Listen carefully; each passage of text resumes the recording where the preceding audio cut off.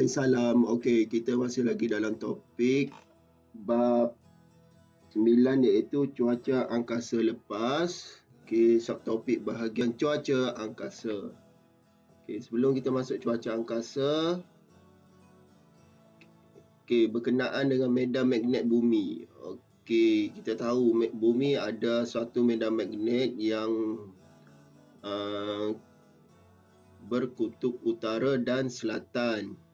Jadi di samping tu juga kita akan tahu tentang magnetosfera. Okey, apa yang didefinisikan sebagai magnetosfera iaitu suatu ruang dalam angkasa lepas yang meliputi bumi, di mana medan magnet dalam magnetosfera bumi ialah gabungan antara magnet bumi sebagai medan magnet utama. Jadi gabungan antara medan magnet bumi ni akan menghasilkan magnetosfera bumi dengan medan magnet di ruang angkasa lepas.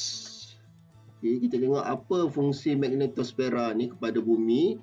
Okay, dia berfungsi sebagai sekatan biologi yang melindungi hidupan di bumi. Dengan adanya magnetosfera ni dapat melindungi daripada bahayanya daripada cuaca angkasa lepas yang berlaku disebabkan oleh fenomena yang berlaku di matahari.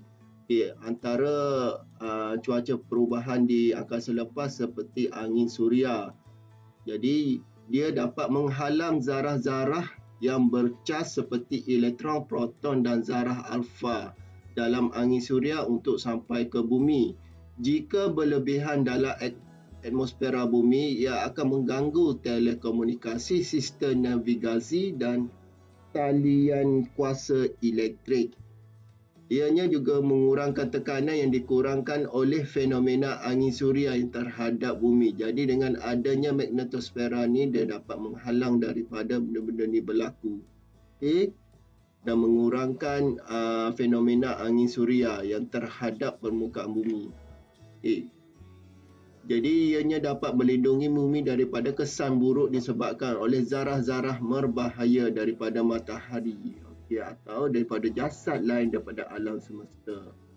Jasad-jasad lain pun seperti bintang-bintang lain pun yang berada jauh daripada bumi juga akan menyebarkan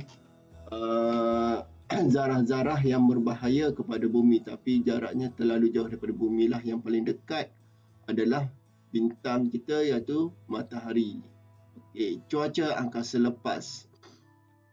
Cuaca angkasa lepas ni terbahagi kepada dua bahagian, di mana cuaca yang disebabkan oleh permukaan matahari iaitu fenomena yang berlaku di permukaan matahari iaitu jalaan suria, semarak suria, tumpuk matahari dan letingan jisim korona. Dan cuaca yang di luar daripada permukaan matahari adalah disebabkan oleh fenomena yang ni lah, nyalaan suria, semarak suria semua ni akan menghasilkan angin suria, ribut pancaran suria dan ribut geomagnet. Okey. Tengok. Cuaca angkasa lepas yang ni lah. Yang ni tadi. Jadi yang ni kamu boleh salin. Okey. Lepas tu kesan fenomena di permukaan matahari, selain daripada melepaskan haba dan tenaga cahaya, tumpuk matahari, semarak suria dan nyalaan suria memberi kesan kepada cuaca dan komunikasi di bumi. Okay, komunikasi maksudnya talian komunikasi lah, iaitu sistem internet kita, sistem telekomunikasi. Hasilnya matahari akan memancar sinar UV, sinar X, sinar gamma dan sinar kosmik yang berbahaya. Okay. Zarah yang bercas dengan tenaga yang tinggi akan dipancar ke bumi. Angin solar yang disebabkan oleh prominent, iaitu fenomena prominent yang berlaku di matahari akan memberi kesan kepada bumi. Hasilnya cuaca di bumi akan terjejas. Zarah yang bercas akibat semarak suria pula sampai ke kutub utara dan kutub selatan bumi dan berlanggar dengan molekul gas dalam atmosfera. Hasilnya cahaya hijau, kuning, merah yang terhasil. Cahaya inilah dipanggil aurora yang berlaku pada waktu malam di bahagian negara-negara yang berdekatan dengan kutub utara dan kutub selatan. Jadi inilah aurora, ni gambar aurora.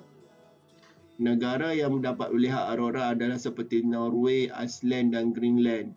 Aurora borealis utara kita panggil. Kalau aurora selatan kita panggil aurora australis. Okey. Kita tengok ni gambar rajah dia lah, disebab ni perubahan cuaca di angkasa lepas.